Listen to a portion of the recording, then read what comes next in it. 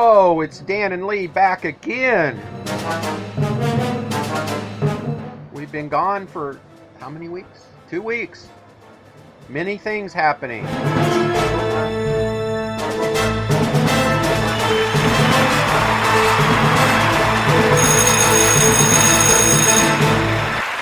It's time for the Sunday class. Hi, Miss Lee. Good morning.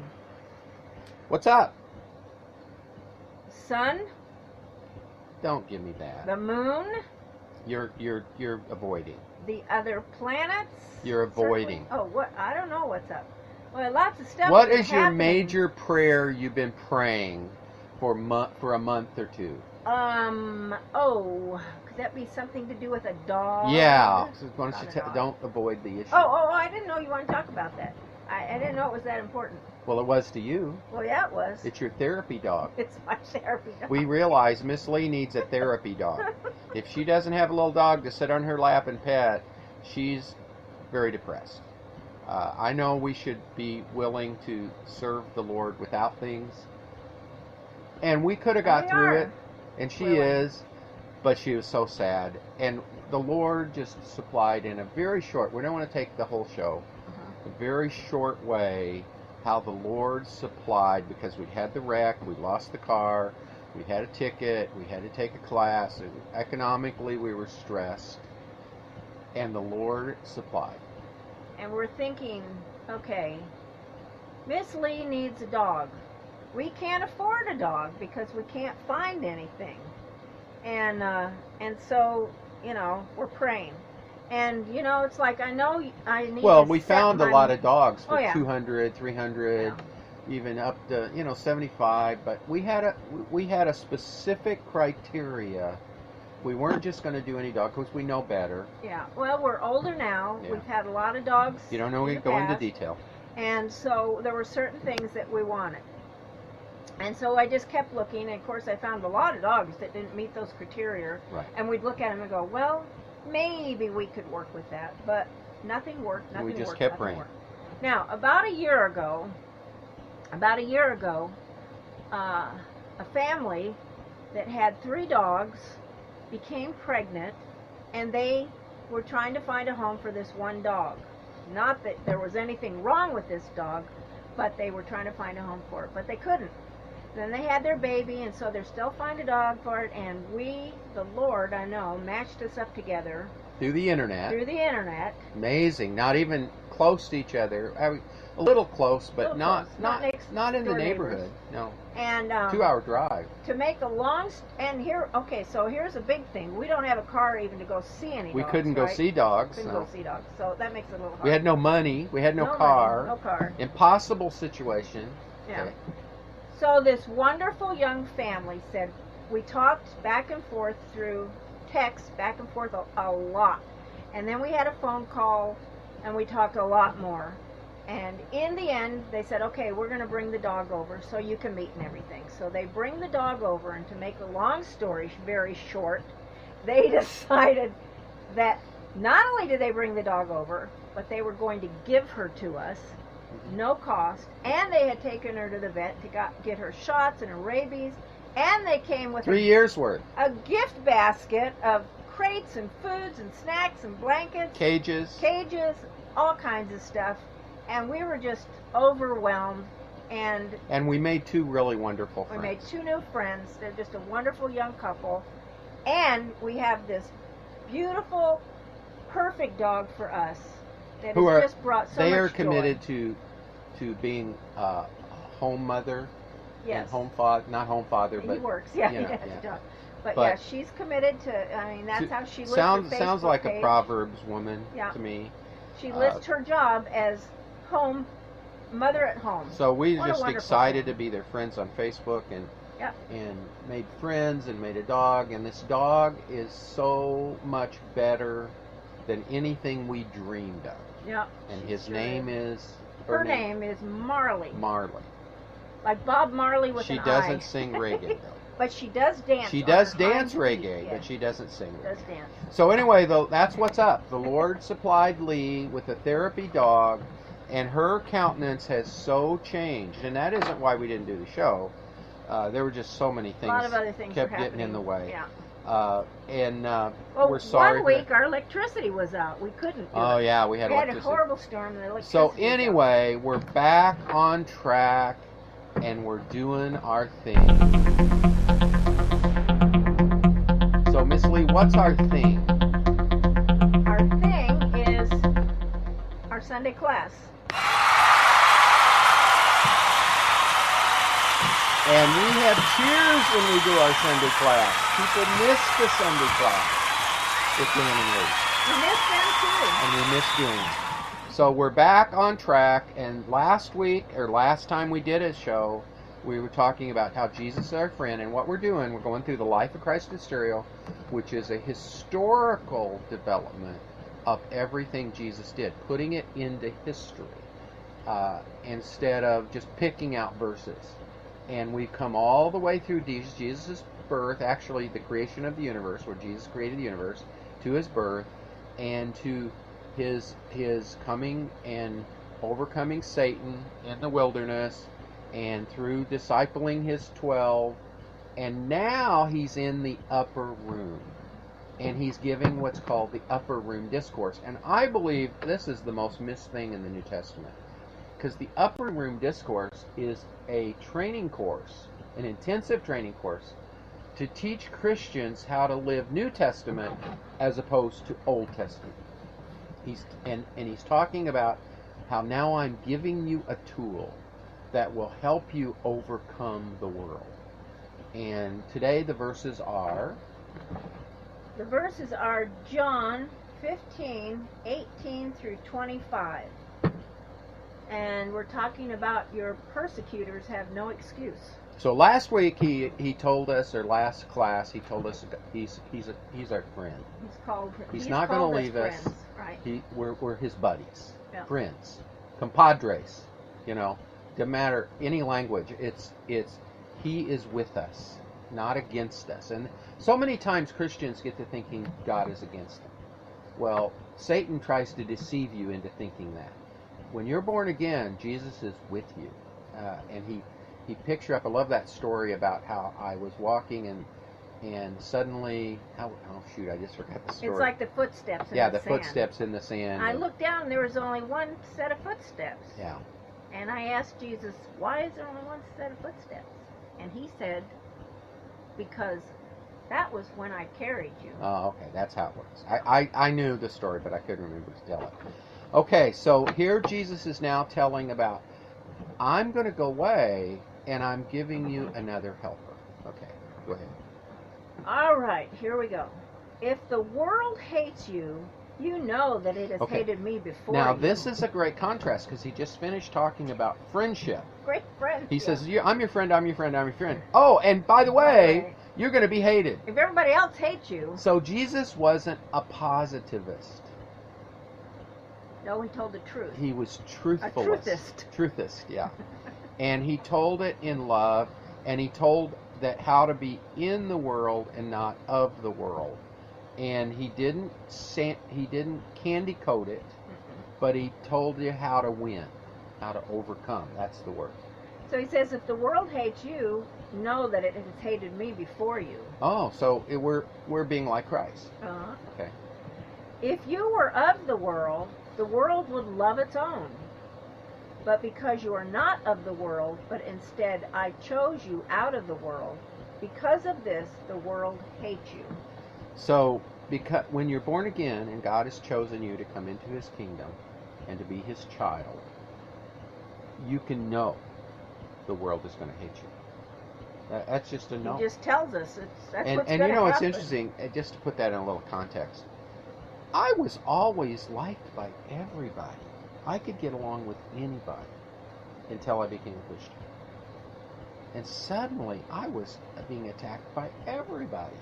And it was hard for me to figure out what was going on. Mm-hmm. It was kind of depressing. I was having great joy because the Holy Spirit was in me. We joke that in the neighborhood, when Dan's around any function, he's never met somebody he doesn't know. What's that mean? It means that you're just friendly and you talk to anybody about anything, and you'll always bring them back to the Bible and the Lord. Oh, But we you start where they are. You See, you just will talk to anybody. well, that's where you start with people where they are, and you bring them to the eternal truth that Jesus is the way, the truth, and the life. Oh. And that God has answers for everything. Now, some people say, there's a saying that says, well, that guy, he's never met anybody that's not his friend.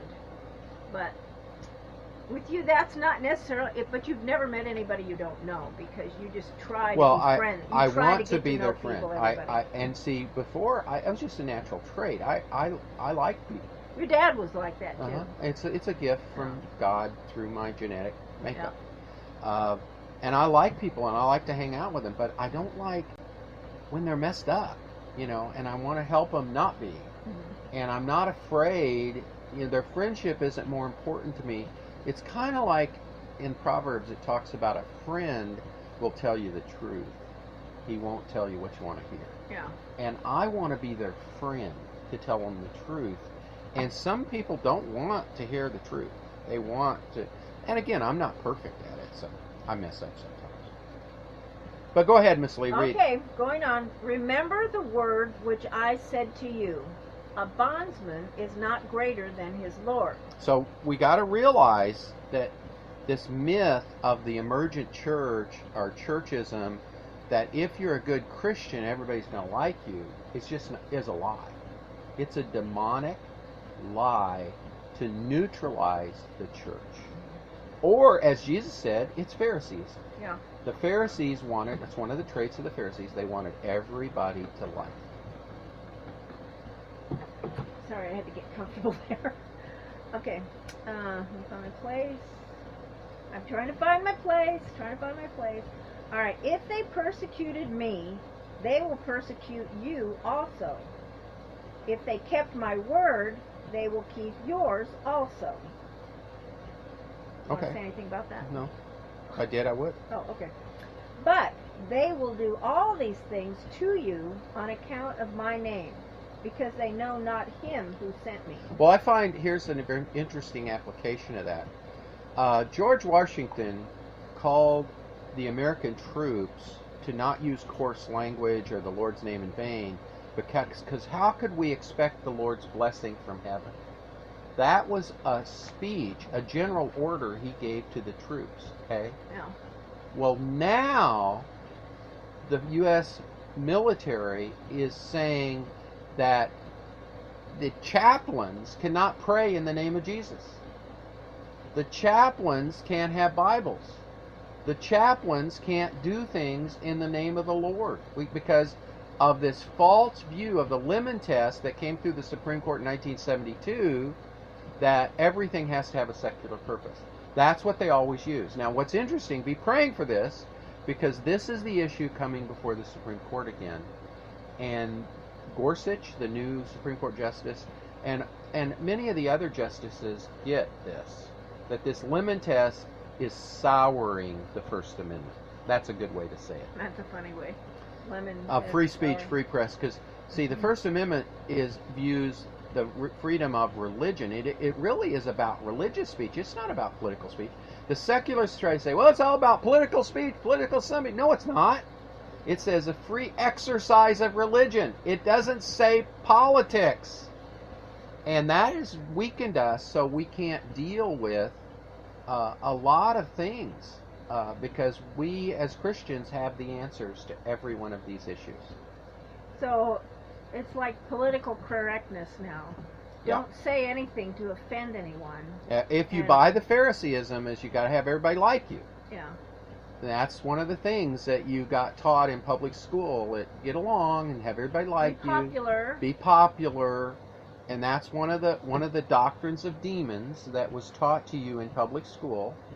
And then accept the politically correct idea that Christians can't talk here. That's another thing you were taught in public school. Government schools taught you can't bring up Jesus. You can't talk about God. You can't pray. See, that has so washed over the Christians, they are neutralized. Which means what? They just don't say anything? They just hide. And now the Christians are going into monastic orders. The new move in evangelicalism is to withdraw to the Middle Ages, to go live in monasteries. And that's what Christians are in the world and not of the world. We are fighting to overcome the world in every way. Politics, history, literature, philosophy, art, science. There is no field that we are not to bring the Lordship of Christ over. Well, it's like, it reminds me of something, a young man that we worked with from the time he was just a whippersnapper said in Facebook. He said, you know, a lot of times a problem comes up and people will just quake in their boots because they don't know how to solve it. He says, but I don't do that. I don't quake. I just figure out how to solve it and move forward. Mm-hmm. And that's what we'd have to do as Christians. And it doesn't mean we won't be afraid sometimes. It doesn't mean we won't feel bad. Yea, sometimes. though I walk through the valley of the shadow of death, Yeah, I fear no evil. evil. That was the first verse I remembered when I became a Christian. Because that's what you felt like. I was afraid. I mean, it was like living in Los Angeles with all the weirdos. It was scary.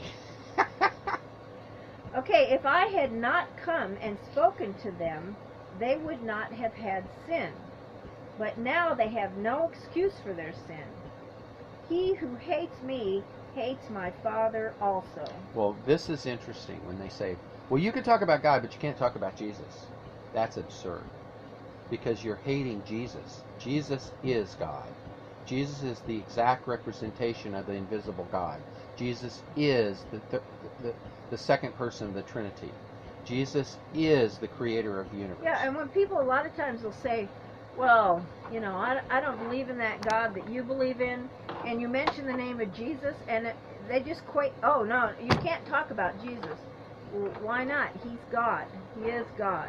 Why can you talk about Buddha or Muhammad or anybody else, but I can't mention the name and of again, Jesus? we just saw this video, and I'm going to post it on the Rod and Recorder about critical theory.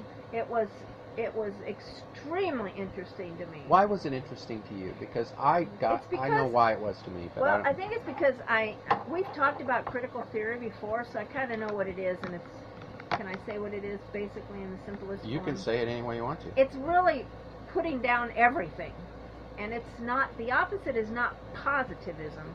The opposite is truthfulness. Yeah. There is beauty, there are good things. Well, it's why you see in art this destruction of art. It's deconstructing things. Yeah, that's Is that the right word? Yeah, I think literature that's the can word. be there's whole schools of literature that deconstruct, but it's not deconstructing all literature, it's Western literature. Yeah. See, and the reason is because it was created by a group of Marxists called the Frankfurt School that saw that Marxism failed in Europe, but they needed a new Marxism, so they came up with cultural Marxism, which critical theory was you just be critical of everything. That is Western. Now Western means Christian. That's what they're meaning. That's by what that. they mean in the bottom line. Judeo-Christian, you could maybe say, but Christian. Old and New Testament. And the thing that's interesting about the thing that you go, why did these people do this? Because as I was watching these films and they were introducing all these different names, I thought, these men all sound like they have Jewish names. All these people that are in this Marxist, fascist way of thinking. In the Frankfurt School. In the Frankfurt School. And the interesting thing was that, I don't know, not 100%, but a majority of them came to the United States because they had to flee Germany. Nazis, yeah. Fascist Germany to save their lives because they were Jewish. Yeah. But they don't even believe but they're in the God of the secular. Bible. They're secular Jews, and you've got to understand. They're Jews by birth. Probably but not, 80% of Jews are secular Jews. Yeah. Now Lee is Jewish. Yeah. But there's more to it. Do you go to synagogue? No. Do you worship on Saturday only? No. Well, how could you be Jewish? Because it comes through my mother. Because side of the it's a genetic thing, right, as well as a religious thing. And right. many people don't get this. Paul was Jewish, and he says, a Jew among Jews. And he said, I am a true Jew. Okay? But and a lot of people will try to interpret that to say, well, see, if you believe in Jesus, you're a true Jew. No. Paul, because the church is made up of Jews and Gentiles. So if you're believing in Jesus made you a true Jew, the church would only be made up of Jews. Jews, right. So, because become a Christian means you become a Jew. No, you are a Jew by genetic order, okay? But you also are a Jew by belief. And Paul said, I studied in Gamaliel. I was a Pharisee of Pharisees. I studied the law. I kept it. I was a good Jew, okay? Now, that is a religious Jew. There's no question he was a genetic Jew because he had two parents that were Jewish. And anybody who has a mother that is Jewish is viewed as Jewish. Now, you can convert to Judaism, which is not genetic Jew, but it's a religious Jew. And if you don't understand that, go back and listen to this 3 times. Because I'm not going to say it again. But Lee is a genetic Jew that was a secular-minded pagan that was following pagan ideas, that was born again, and after she's born again, she realized, wait a minute, I'm also Jewish because of my birth. Now, that doesn't mean she goes back and throws Jesus away, because, Jesus is the Messiah of the Jews, and he came and died as atonement for Jews and Gentiles, but he will reign as King of Jews and Gentiles. So many times, Christian Jews refer to themselves as Messianic Jews. They do many times. Because they believe in the and Messiah. some of them go way too far on that. Yeah, they do. And that's where, the Judaism helps you be civil in a moral world, but it doesn't get you to heaven. You have to believe in Jesus. You have to as the believe way, the in truth, Messiah. And the life. And in Old Testament, they didn't know who Jesus. They didn't know the name. Right. But there were those who looked forward to Messiah. That's why I use that word. Okay. If I had not wrought among them works which no other has wrought. What were the works he wrought? Well, wrought means what I did. I did these things. I know, but what were the works he did? Well, he healed people of illnesses. He raised people from the dead. He raised people from the dead. He made wine from water. That's right. He fed a multitude of people with a little bit of fish and bread. In other words, he took dead stuff and made it alive. Right. He took things that were decaying and made them multiply. Right. See, this first commandment in the Bible, he showed how God works. God's first commandment to man was be fruitful, multiply, fill the earth, rule it, subdue it. And he showed he had rulership, the ability to have dominion, the ability to multiply over nature, over spirits, and he also could cast out demons, yeah, and over humans. So what he did, he showed he had the power and the authority over all of the material and spiritual world. That's why Jesus is Lord. Now they have seen and hated both me and my Father, that the word might be fulfilled, which has been written in their law. Now, in this case, he's specifically referring to the Pharisees, but he's also referring to the Gentiles, the Romans, because they are part of this. It isn't just the Pharisees that are going to kill Jesus. It is also the Romans that do it. Yeah. They conspire together. See, secular Jews will conspire with secular Gentiles to overthrow Jesus. Because the Roman soldiers that came after him. Their commonness is secular, excluding God of the Bible from your thinking. Now, in our world, we have 3 groups that do this. You know who they are? I'm not sure where you're going now. Okay. Tell me. There's the secular political. Okay. There's the Islamist political. Oh, okay. Okay. And then there's the secular Christians. Okay. Okay, and Jews, the religious.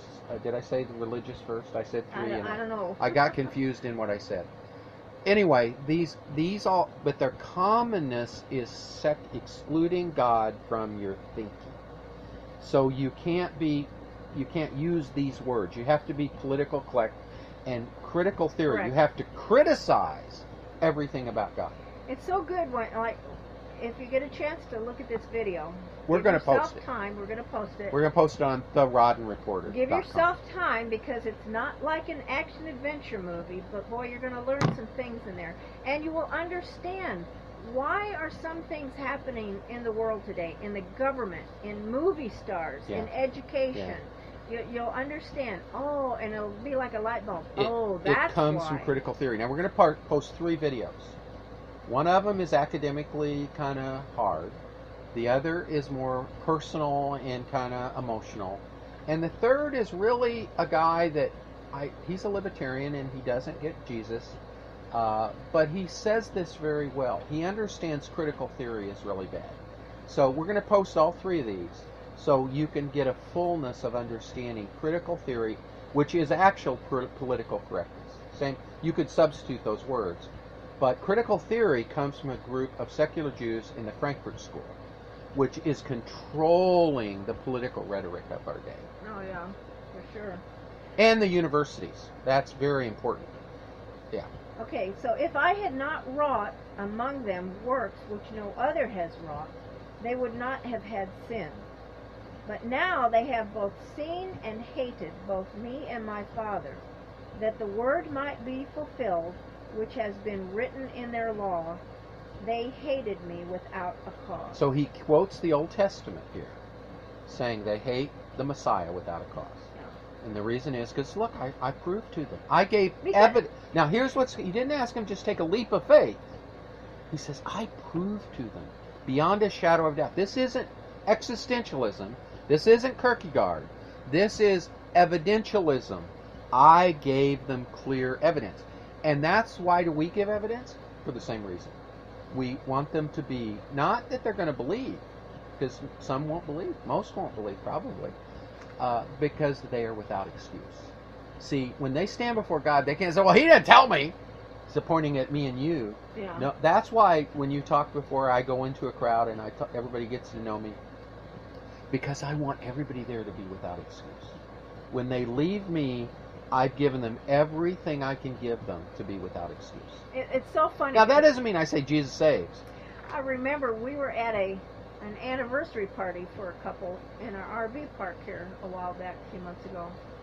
And we knew people there, but some of them we're not real good friends with. We them to see them around the park. Some of them actually don't like us, and we were there for the because couple. we talk about the Lord. Yeah, we were there for the couple, and they know who we are and what we say, and they liked us and they them. wanted us. It was like their 60th anniversary or something like that. I don't know. It was 60th anniversary. Yeah. And they're so, 80 years old. Yeah, so their family was there and everything, and we kind of found a place to sit down, and one couple was there for a little while, then they got up, and the man left, and the lady went someplace else, and so we're just sitting there eating, and we left room if anybody came and wanted to sit with us. I don't know why we wound up at this table kind of away. I've learned that if I go impose myself on somebody, if they don't like me, it doesn't work. Yeah. Okay. So what I do is I find a place in a room. I tactically approach this. Lee doesn't understand. I know you do. I just say, don't leave me in the middle of the crowd by myself. I go into a room and I observe the room. And I need to say, just for my own self-preservation, it's not because I don't talk to people and I don't like to people, but I'm a real introvert. And crowds. Lee hasn't learned the idea that I am too, but I've learned it out of myself. But she hasn't. But it's okay. When somebody comes, I will talk to them. She'll be friendly if you'll come Great, to her. Yeah, if you come to me, good. So anyway, here we are. What I did is I chose a table that was visible to the whole room. Yeah. But had empty chairs. Right. So what happened? It always happens. So we were sitting there eating, and pretty soon this couple wandered over, and it was the couple's anniversary. It was their daughter and her husband. And we did not talk. They just said, well, hi, who are you? What do you do? And, Dan and I did not speak for 2 minutes, and they go, you know what? We knew the Lord directed us over to this table. Isn't that amazing? And we had such a wonderful time talking about spiritual things and encouraging them. And they encouraged us. And see, that's part of it. The body of Christ we come together. But in it, we also ended up talking to some other people in the family, because the whole family ended up there, many of the family, and some of them weren't believers.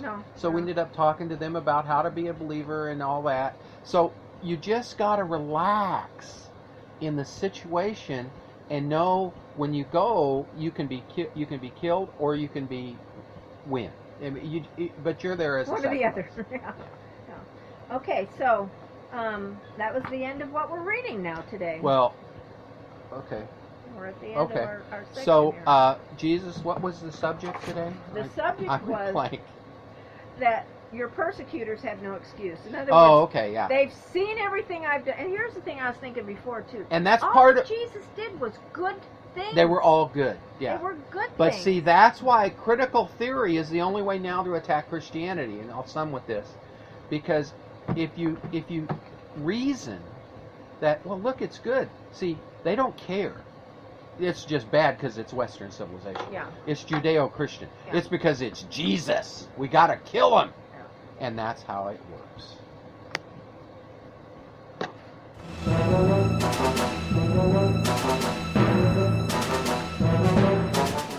This has been Dan and Lee in our Sunday class.